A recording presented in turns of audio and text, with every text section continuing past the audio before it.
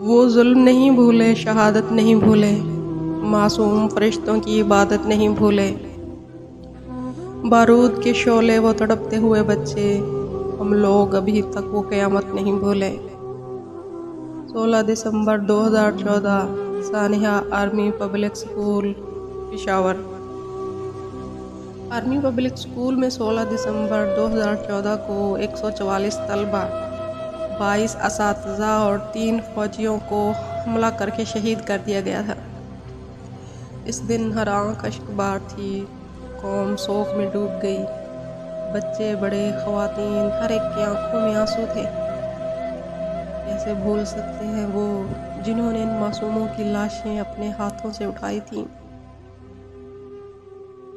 اس سانحے کو 8 سال بیت گئے، لیکن یہ سانحہ آج بھی ان شہیدوں کی ماؤں کے دلوں پہ وہی قیامت سا منظر لاتا ہے۔